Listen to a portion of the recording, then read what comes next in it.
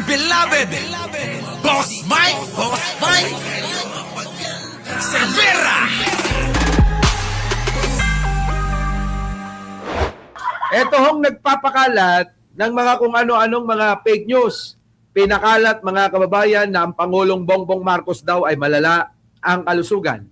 Nagpakalat ng peking medical record. Nagpakalat na itinakbo daw ng chopper ang Pangulo maraming beses. Ang dami hong beses, mga kababayan, ang ginawa nitong matandang itong hayop na to, na alagad ng putang inang Sara, ay, Jai, save si Martin. Oo, ha, di ba? Sira ulo tong mga ito eh. Namimihasa eh. At ngayon nga, ang may problema. Kasi, gumawa ako ng reels ko, ano ba talaga totoo? Dito, siya no bail na nilagay nila. Kasi po pwede namang mangyari yun eh. Ayon sa aking kakilala. Pwede naman daw mangyari yung kapag paulit-ulit mo nang ginagawa ang isang krimen na bailable. Kapag paulit-ulit mo na, maraming beses mo nang ginagawa yan at maraming beses mo nang nagiging kaso yan at nawawaran ka dyan, maaaring malip o mawala yung pong karapatan mo para makapag-bail. At naku, mawawalan ka na ng karapatang makapag-bail pa. So, sa madaling salita mga kababayan, maaari po na no-bail na ho itong matanda na to dapat nun i-no-bail nyo na yan bakit? Wala na hong silbi ang buhay niyan. Sa totoo lang, wala nang silbi ang buhay niyan. Ito na mga kababayan, tignan nyo yung itsura mga kababayan ko pasok lang, sir. I have no problem. The lawyer should... Tignan nyo mukha mga kababayan ko, tignan nyo.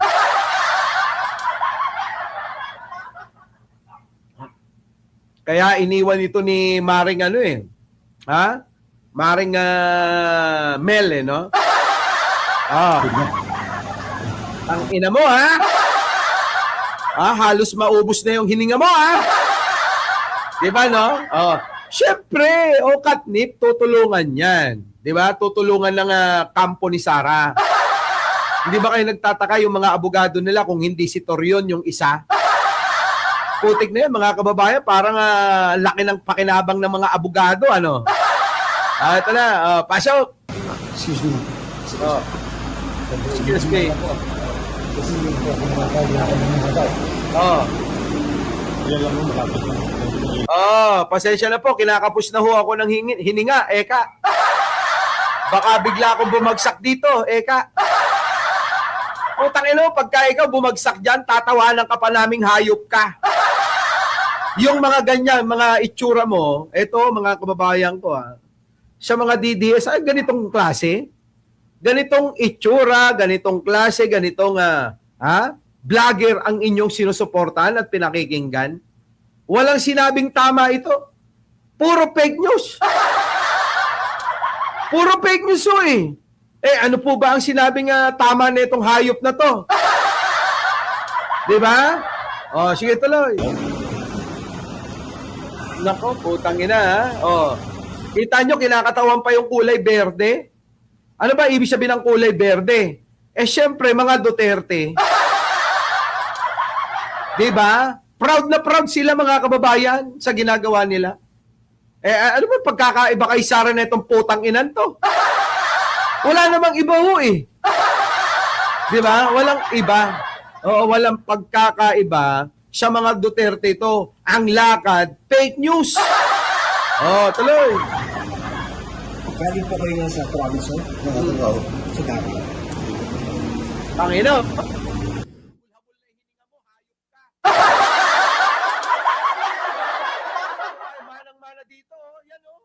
Ang ina ninyong lahat. Martin Romualdez, Lisa Marcos, Bongbong Marcos. Kita nyo? Kanino magmamana yung hayop na yan? Siyempre, dito. Dito, sa putang inan to. Sa totoo lang, aywan ko ba? Mga kababayan, ganun na lang ba kabobo, ha? Ang mga Pilipino. Sabi yung maigi yan eh. Yung mga DDS, ha? Oh. Yan ba ang gusto nyong maging presidente, mga... Nako! Wait. Mic test.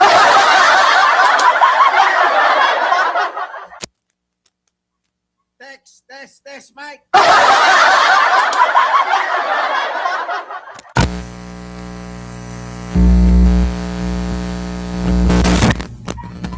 Okay na ba? Okay na ba? Press 1 ha, pag okay na yung sound natin. Oo, meron lang kasing tumawag kaya nawala. Oh. Paki press 1 kung okay na yung audio. Okay na. Yan. Oh. Kasi andali lang ho may tumawag lang ho eh.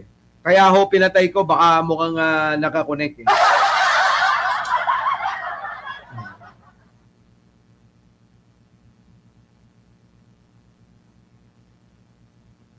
Di ba? Ito mga kababayan ko. Nasaan na yung putang inang yon? Sara, magpakita ka. Yan.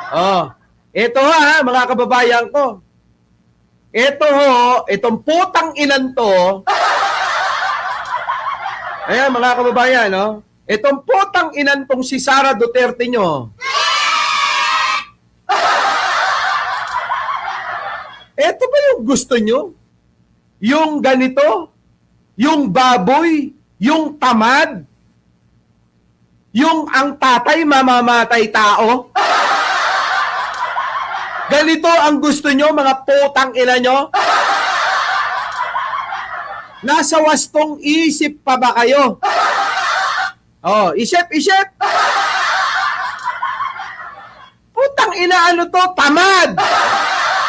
Walang nagagawa. Anong nagawa na itong putang inan to?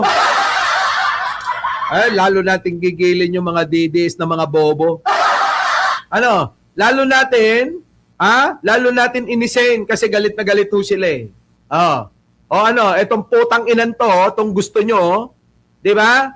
Itong putang inan to, magnanakaw. Sige, isipin natin, isa-isahin natin. Magnanakaw tong putang inan to. Ang tao ka mo ha! Ano pa? Tamad ang putang inan to. Ang tao ka mo ha! Ano pa? Putang ina, galing sa Pogo ang pera neto. Ang tao ka mo ha! Galing sa drug lord ang pera neto. Ang tao ka mo ha! Walang ginagawa itong putang inan to. Ang tao ka mo ha! Hindi ko magets. Diba? Kayo mga kababayan, hindi sa totoo, real talk tayo eh. Real talk tayo. Kayo, mga putang ina nyo, mga DDS kayo. Wag mo nang makisali yung mga Martinico para hindi magulo yung live ko. Baka mabaling kay Martin Romualdez yung topic ko. Di ba? Wag nang kumontra muna, ha? Di ba? Totoo naman eh. Hindi nyo ba naiisip? Yun po yung katangian ng putang inan to. Diyos ko po.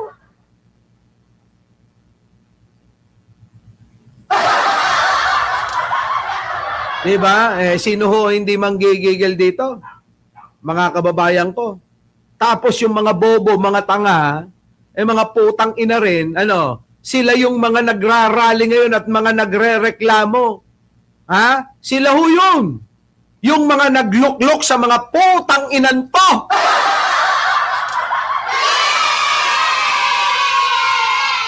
Diba? Oo, ayan na nga eh. Kaya nga inuunahan ko na eh. Diba? Ay, nako, ewan ko ba mga kababayan ko? Sa totoo lang. Mandiri naman kayo, no? Diba, no, mga kababayan? Mandiri naman kayo. Abay, anong ginagawa nyo? Sinusuportahan nyo pa rin to. Puta, niloloko na kayo harap-harapan ng mga Duterte. Itong mga potang inang mga Duterte, niloloko na kayo! Tangin ang kapal na mukha nito. O yan ang huwan. Alam nyo, sila ho ang dahilan kung bakit nagkakagulo ang mga Pilipino. Dahil sa mga putang inang pamilya nito. Tama, mali. Di ba? Grabe, no? Oh, di ba? Yawa kaayo ba? Yawa ka! Shaba! Ay, nako. Sige, kung yung may mga disagree sa akin dyan, mga kababayan, paki-comment na lang. Pero, uulitin ko lang, ayoko po sa isang leader na katulad ng putang inanto. Ayoko sa isang leader na magnanakaw tulad ng putang inanto. Ayoko sa leader na tumatanggap ng pera sa illegal na droga katulad ng putang inanto. Ayoko sa leader na tumatanggap sa illegal na pogo ng pera tulad ng putang inang uli nito. Tama ba? Tama? Gago to eh. Lahat naman itong pamilya ng Duterte, mga gago yan eh. Niloloko na kayo. Ito namang mga DDS, niloloko na kayo. Tuwan-tuwa pa kayo. Mga bobo. Ayoko sa tamad na leader katulad ng putang inanto. Ayoko sa leader na baliw katulad ng putang inanto. Tao pa ko ha!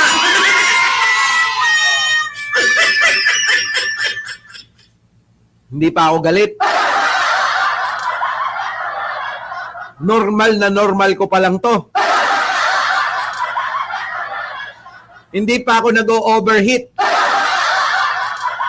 Oo, ha? Hindi pa ako nag-o-overheat niyan, ha?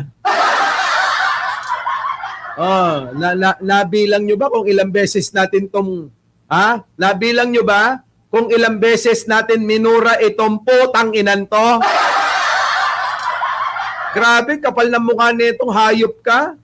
Pinaglalaraan mo yung taong bayan dahil sa mga perang pinagnanakaw ninyo. Wala na kayong awa eh, no? Walang awa sa taong bayan tong mga putang inanto. Umpisa pa lang to mga kababayan eh. De mas lalo mamaya, mas mainit-init ito. Paiinitin natin lalo yung mga hasang ng mga putang inang mga DDS na yan. Diba, no? Diba? Oo. Ay, nako. Anyways. Eto na ho yung putang ina. Putang ina ninyong lahat. Ay, putang ina mo rin! Tao pa ko ha! Ay, bakit? Bakit? Eto lang bang putang inanto ang may karapatang magmura? Wait lang! Yan ang problema eh. Kasi ibabalik natin sa mga DDS, putang ina nyo, bakit? Si Sara Duterte lang bang may karapatang magmura? Sige nga. Baka akala nyo si Sara lang ang marunong magmura. Kahit pa ako'y isang sakristan o magpapastor pa. Kaya ko rin magmura. Kung ganito naman ang mumurahin nyo, hindi ko pang hihinayangan yan. Baka nga magpasalamat pa sa akin si San Pedro. Ano, tama ba, Arnold Lopez? Oo. Pag minura ko to, at pag dumating na yung pagkakataon na maghaharap kami ni San Pedro, sasabihin nun, anak Mike Cervera, maraming salamat sa pagmumura mo sa putang inang si Sara. Ano? Okay ba? Ayaw tuloy, tingnan nyo. Sige, thank you na. Nagpapalamig nga ako eh. Oh. Malamig naman yung aircon. Meron pa akong electric pa na backup. Tapos malamig pa yung tubig na iniinom. Ay hindi, buko juice na iniinom ko. Di ba? Maring Leia, pagbigyan mo na ako, minsan lang naman to. Minsan lang. Hindi na to, hindi naman madalas mangyari to eh. Di ba mga kababayan ko? Ito na mga kababayan, halos kalahati na ng oras natin eh. Napunta eh. Dito kay Sarang putang ina eh. Ito na. Vlogger nila, Yan sulit na ba? Sulit na? Sulit na ba yung warm up natin? Antayin nyo maya-maya. Addictus Rex, Di ba? Putang ina kasi, di ba? Sa totoo lang, Sino ba hindi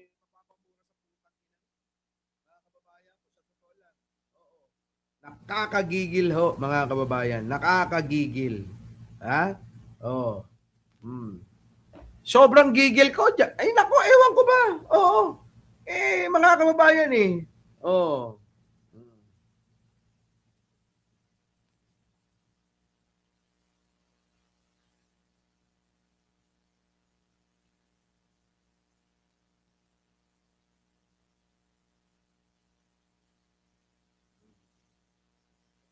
Kayo, mga kababayan, okay na ba?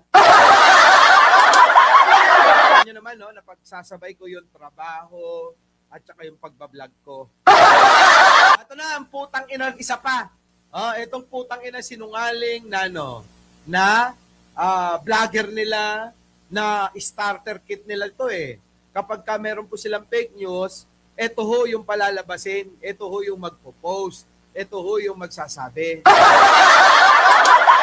Diba? Yung sound bakit? Hindi ba okay? Nasa unahan ka pa, Ronnie. Marijo, Nasa unahan pa kayo. Humina audio po. Humina uli? Press 1 nga kung humina yung audio, JJ Sales. Humina ba? Nawawala? Oo. Mahina? Na naman? Okay, sige. Yan, okay na. Okay na, presto, kung okay na yung audio natin para tuloy-tuloy na tayo. Kasi pag may tumatawag, biglang Okay na, Senny Mastril, presto kapag okay na. Yan. So, ngayon, mga kababayan ko, itong putang inan tong isa pa, ito yung mga nagpapakalat, sabi ko nga, mga kababayan, na ito ho yung Marites Musni, walang ginawa ito eh. Kung hindi gumawa ng ka-fake newsan at pinupulot ho ng mga DDS, ng mga vlogger nila, ganun, ganun. Tuloy. Yan na, Tangina, mamamatay na yan. Mamamatay na ho ito, muntik na, Karuba? Oy, Karuba, tawagan mo ako mamaya, tuloy. Tingnan nyo, Grabe, puta. Tinutukod na ho yung ulo, Tinutukod na ho yung ulo. Tumutukod na ho yung kanyang, bumbunan. Mga kababayan, kasi nga hindi na ho makahinga. Tuloy. Ayun putang ina, ayun na. Nanginginig na Nanginginig ng putang ina to. Mga kababayan ko, tayo, mapagmahal tayo sa matatanda. Sabi ko sa inyo, eto hindi niya deserve yung pagmamahal na yun eh. Siraulo tong putang inan to eh. Siraulo yan.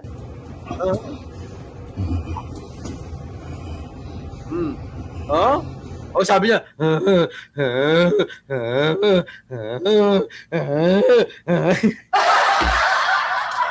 putang ina, di ba? Sabi niya,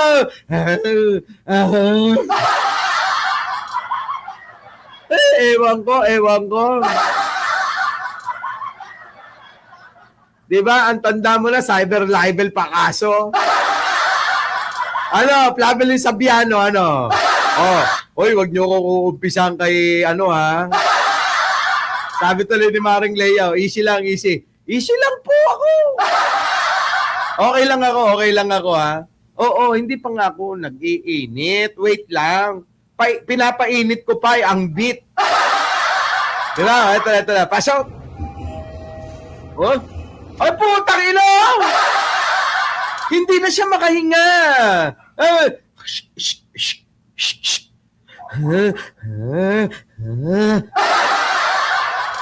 Utang ina nyo kasi. Kinakarma na kayong mga hayop kayo.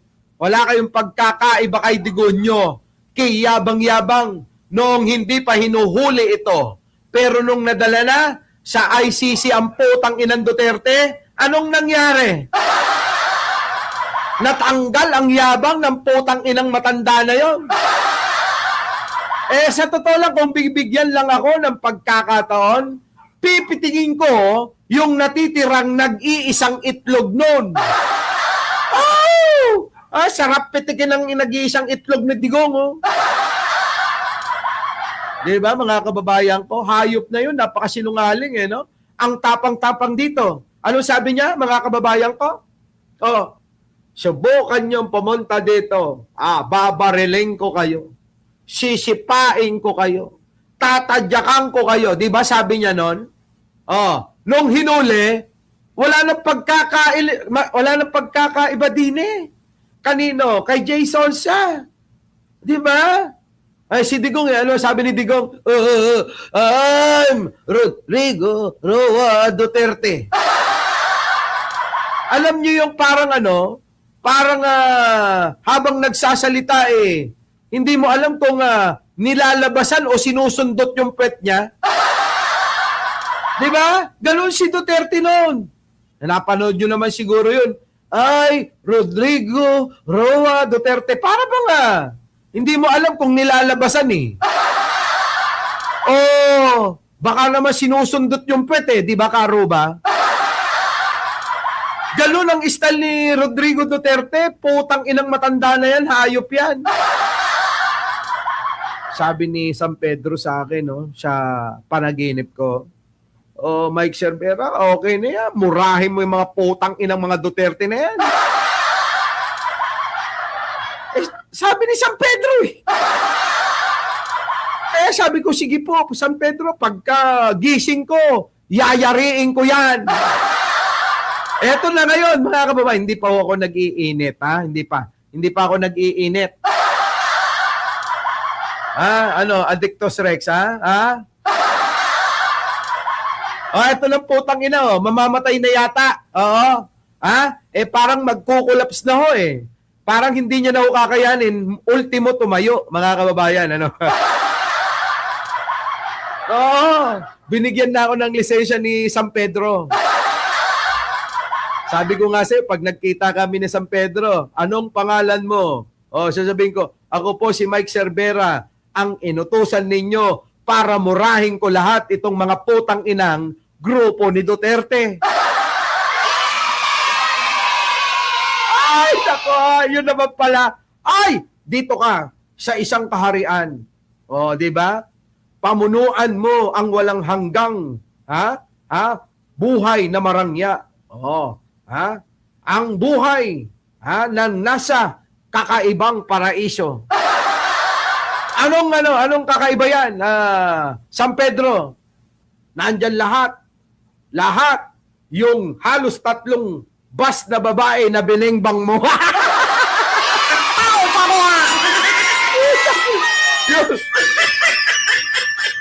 Yung pala yung reward ko. Puta mga kababayan, lahat ng mga biningbang mo, yung pala yung reward ni San Pedro, kasama mo sa isang isang lugar kayo-kayo. Grabe. Oo, San Pedro, baka naman pwedeng yung iba na hindi naman ako nasarapan, itsakwera mo na.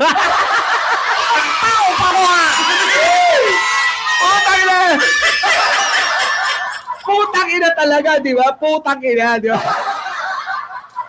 Ewan ko. Ewan ko! No, pwede bang hilingin yon, di ba? No, hindi.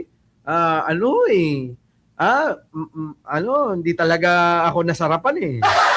Baka pwede, ano mo na, i-chapera mo na para mabawas-bawasan. Alam mo, Maring Gina, honest po ako sa inyo. Ayoko nang may tinatago. Mamaya sabihin ng mga taong makakilala, halimbawa, pinapanood nyo akong ganire. Tapos sabihin, kilala ko yan eh. Oo. Naging ex ko yan eh. Kilala ko yan. Oo. Di ba? Mahilig sa bengbang yan eh. Di ba? At least ako na nagsabi sa inyo. Kaysa marinig nyo pa sa iba. At least sabi ko nga sa inyo, real talk tayo. Di ba? Ito na, tuloy na natin tong putang inan to. Mamamatay na Tangina, mamamatay na! Ang inang yan, nakala ko mamamatay na biruin nyo naman, habol-habol na yung hininga.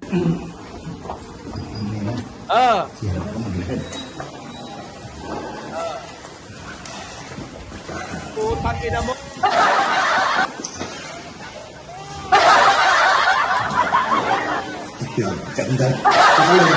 Duduling ka na, putang ina! Diba, no? Diba? Gago kasi. Paano? Sumusunod kay Sara Duterte. Diba? Sumusunod kay Sara Duterte, ano nangyari? Napapahamak eh. Diba? Wala na. Ultimo wheelchair yan. Hindi na pwedeng change oil. Ano ka ba? Yun na. Shoutout po sa lahat ng mga bagong dating, Lovely Dominguez, Mila Dizon, sa inyong lahat, Jason na Emberso. Welcome ho yung mga bobo rito, Jason Emberso. Pasok ko kayo. Malaya po kayong magsalita ng kahit na ano. Ito yung idol nyong kalbo. Ito si Jason siya. Ayan, nahuli na sige, magsalita pa kayo. Banatan nyo pa yung presidente. Gawan nyo ng mga fake news ninyong mga putang ina nyo. Ayan, tingnan nyo nangyari. Mukhang tanga. Mukhang gago, matanda na. Kita nyo itsura. Tatanga-tanga. Idol ng mga bobo at mga tanga. Hello. Pakina mo, mamamatay ka na. Tingnan nyo mga kabalo, mamamatay na to. Sino ang susunod? Yung ngongo. Kasunod na yung ngongo. At saka yung isa pang kalbo. Dito po, sa dulo po. Yung dulong kanan kasi. Ana, putangina, galing ako dyan Mga kababayan, madalas ako dyan yan, yung sa upuan na yan. Madalas ako dyan, alam nyo yan. Do you need any medical assistance, sir? Wala bang wheelchair dyan? Doon na, malapit na ako. Hindi na po ako nakakalakad talaga. Sabi ni Sonso, wala bang wheelchair dyan?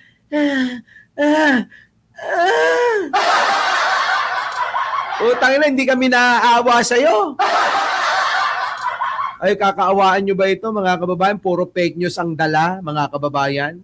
Hindi kinakaawaan ang isang fake news peddler. Tandaan nyo, maraming nilason na isipan ito. Napakaraming niloko.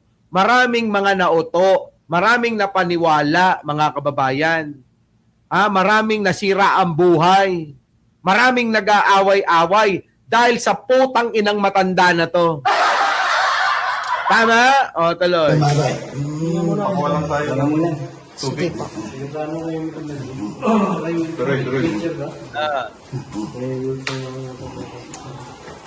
Ano sir yung sir?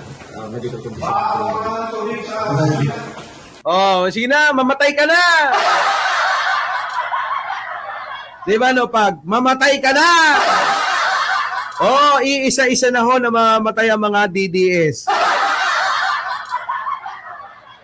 Hey, Lord, thank you sa inyong pagdinig sa aming panalangin. Sa totoo lang, pinapakinggan na tayo Lolita Salazar, sa ating mga panalangin.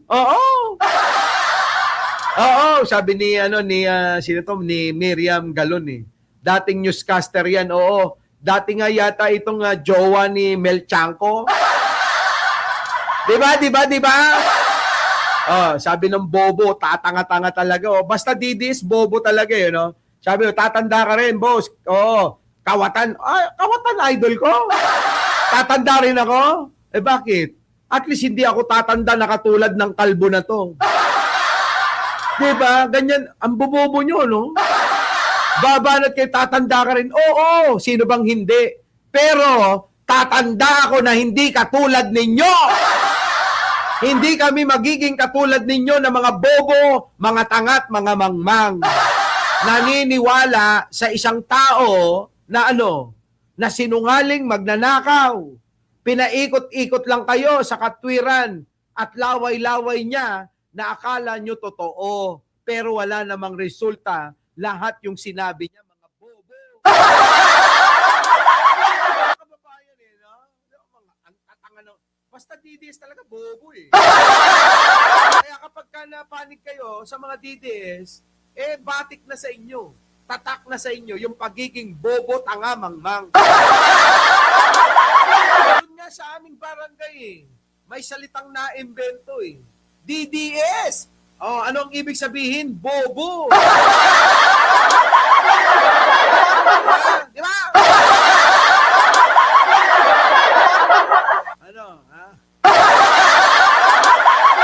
Yun na nga. Kakainis,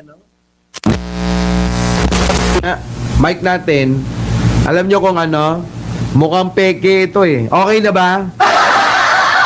Okay na? Press 1 nga kapag okay na. Okay na? Okay na. Yan. Ang diagnosis COPD. COPD. And asthma. Asthma. Acute. Freddy's Channel. Thank you, boss. Amo, Panginoon. Ito yung mga boss ko. Nasaan na yung DDS na nagko-comment diyan? Inggitano! Ay, sigurado! Inggitano! Ay, sigurado! Ay, Jason, Inggitano! Ay, sigurado, inggit na inggit yan. Ang ina neto si Jason sa talaga, Supposed to see the doctor on Monday.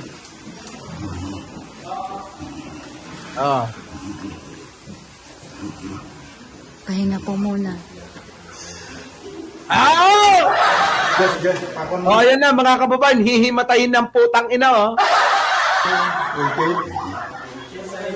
MLD. Doktor. Please.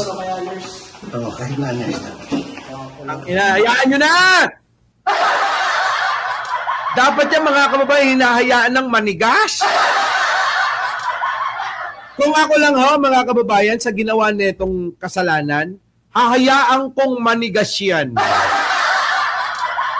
Baka nga mag-i-enjoy pa ako habang tinitignan mong ganyan na naninigas. Diyos ko, yung puso ko'y lumulukso dahil sa putang inang ito.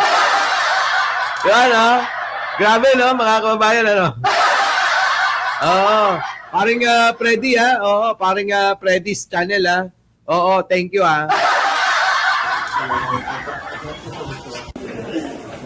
Putang ina yan. Putang ina mo! Hayop talaga ito, mga kababayan. Napakahayop, tignan nyo. Nilagay pa sa wheelchair, dapat pinagapang nyo. Diba? Dapat pinagapang nyo ito Itong putang ilan to, fake news peddler Diba? Alam nyo, mga kababayan, okay lang naman irespeto sana dahil matanda na. Uulitin ko lang.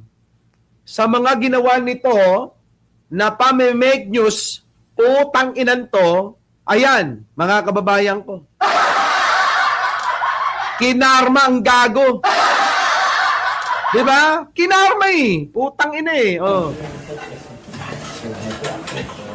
Ano? Oh, putang ina, mamamatay ka ng hayop ka. Mamamatay na. Yan lang ang kaya ko, Boss Mike, pangkape. Thank you po, malaking bagay po yan, ha? Napakalaking bagay ho niyan. Opo, ha? Pambayad ng kuryente, ng internet, ng tubig, pangkain, almusal, hapunan, tanghalian. Maraming salamat. Tuloy. Thank you.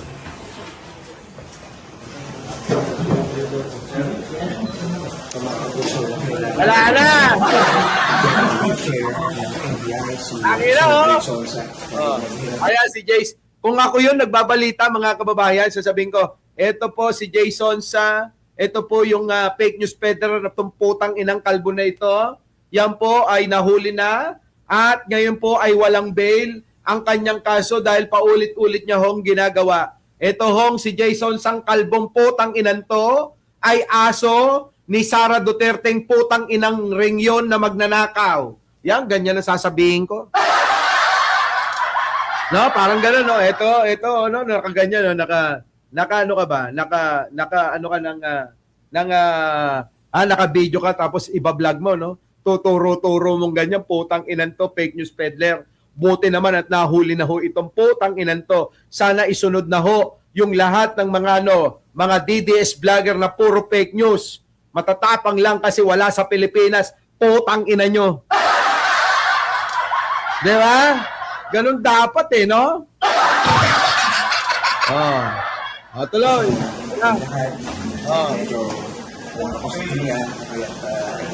Gago yan eh. Yan yung nagpakalat na nag-away daw si First Lady at saka si Pangulong Bongbong Marcos.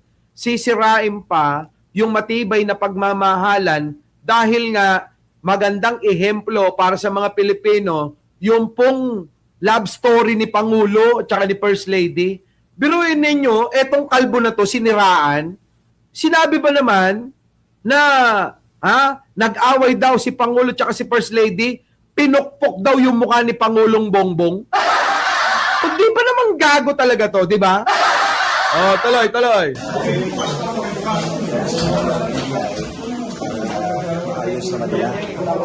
Hello? Dito sa NBI, kung dito lang madala, meron siyang tubig na binigay din ng NBI. Talagang Tangina, naduduling ka ng hayop ka. Naduduling na ho siya mga kababayan eh. Oo. Sa bagay, mga kababayan ko, eto yan, mga kababayan, wala na silbi buhay niya eh. Diba? Walang love life. Kasi nung araw daw to, bitchotero. Alam nyo ibig sabihin ng bitchotero? Nung araw ko daw kasi, mga kababayan, eto, may nakarelasyon na isang katulad niyang newscaster. May kikwento ko kwento lang ito. Ayon sa ating mga chismosa sa palengke. Habang bumibili tayo ng pampano, at saka ng galunggong, mga kababayan, yan si Jay Sosa, buti naman nahuli na. Alam mo ba na hiniwalayan yan, Eka, ng isang ng isang nakarelasyon niya rin na newscaster dahil mahilig nahuli na bumechot ng iba. Nakuha nyo? Mahilig daw. Nahuli na nag-cheat. Nahuli na bumebechot daw ng iba. Yumuyot-yot. Bumibeng-bang. Putang ina, parang si Kibuloy pala to, tsaka si Duterte. Kaya pala Kaya pala, taga-suporta ni Kibuloy at tsaka ni Duterte ito, kasi nga pare-pareha sila. Putang ina, mga kababayan, Ang lilibog na mga putang ina. Oo. Kaya pala mga kababayan O, tuloy. Naka-reporter na kami si Sir Jason. Ang ina natutulig na si Gago. Sabi niya, oh my God, ito ang palad ko. Alam niyo yung palabas na yon? Alam niyo, yung yung drama sa radyo. Oy, Jason, sa gano'n, no? Sabihin mo, ito ang palad ko. Utang ina, yan na yung kapalaran mo. Hayop ka, mabubulok ka na sa kulungan. Oh. Napasok siya ngayon dito. Pasok mo. Nandiyan na yung mga kaibigan natin sa loob, Oo, madalas ako dyan. Oh.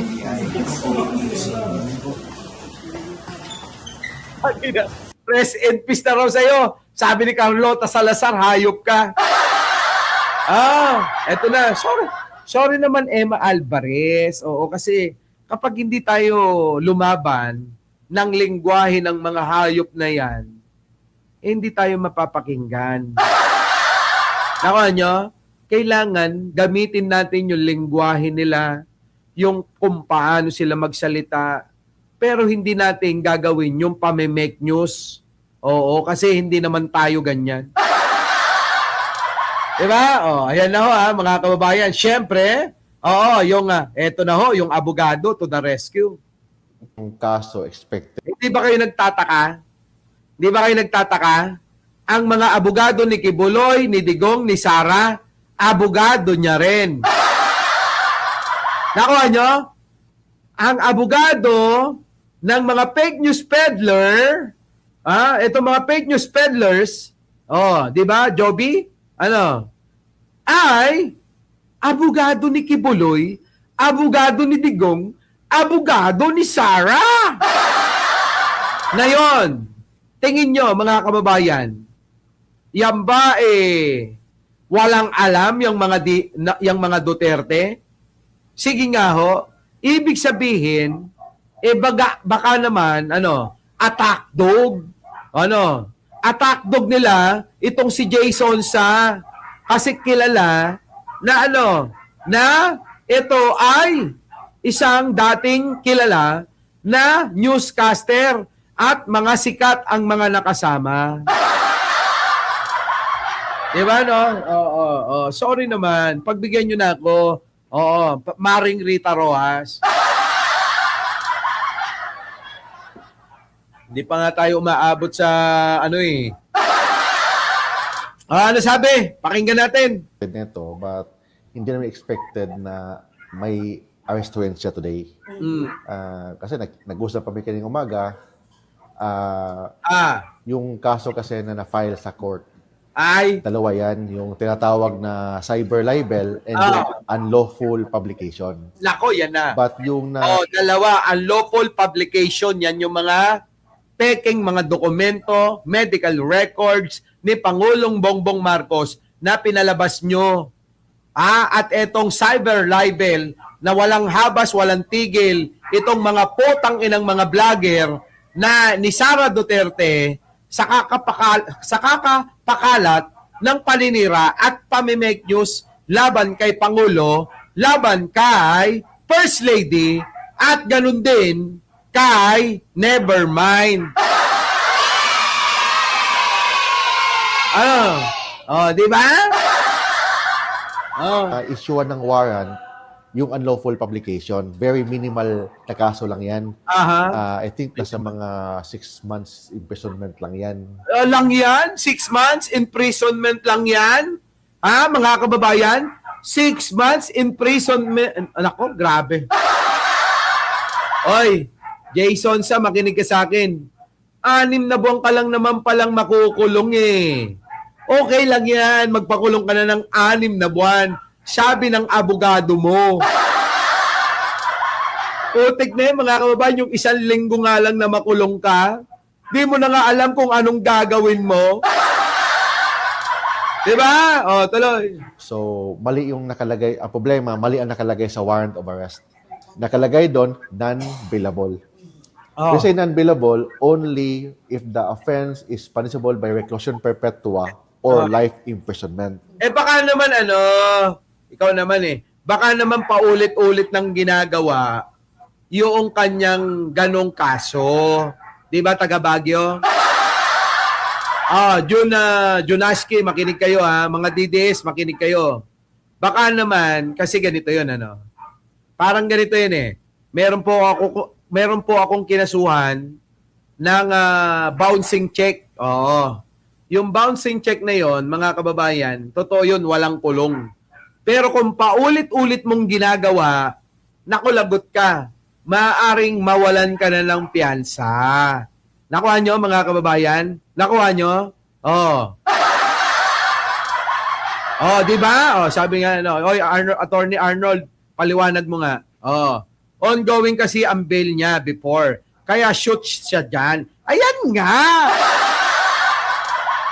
Pag paulit-ulit mo nang ginawa, halimbawa, yung una, ayun, oh, di ba? Meron ng ongoing. Tapos, inulit mo pa. Kasi inulit mo pa, naku, yari ka na. Kaya mga kababayan, ako naniniwala, kaya nakalagay non-bailable kasi hindi ka na pwedeng mag-bail kung may ongoing ka pang ibang mga kaso na kahalintulad ng bailan mo. Diba no, Robbie Rivera no? Oh, Lina Manahan. Nagets nyo? Nagets nyo? Oh, sige tuloy.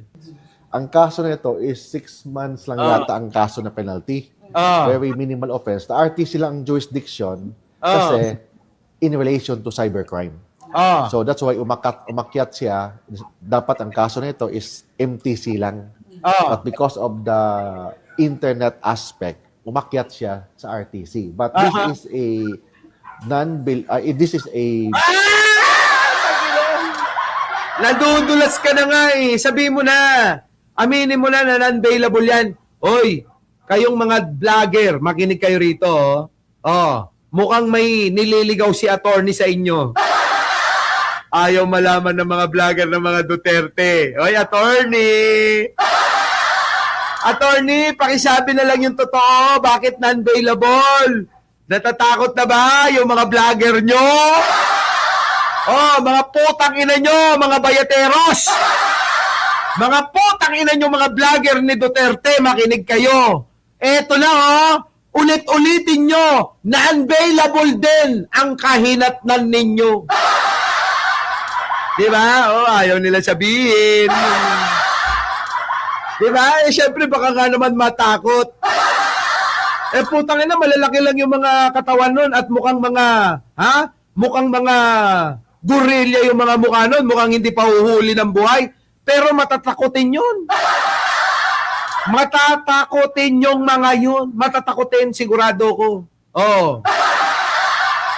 Diba? Nakuha nyo yung ibig sabihin ko? Pinapalakas lang ni attorney yung loob ninyo, mga putang ina nyo. Ayaw niyang sabihin sa inyo yung totoo. Parang yung sinabi niya sa Antipolo, na lamang daw yung kandidato nyo. Itong abogado nagsabi nun.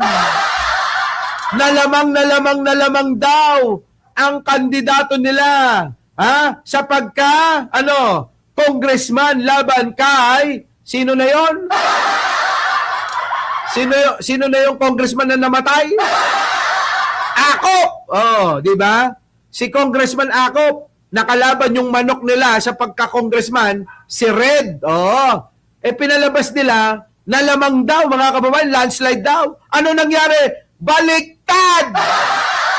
Kaya kayong mga DDS, nako, tanungin yung maigi tong abogado nyo.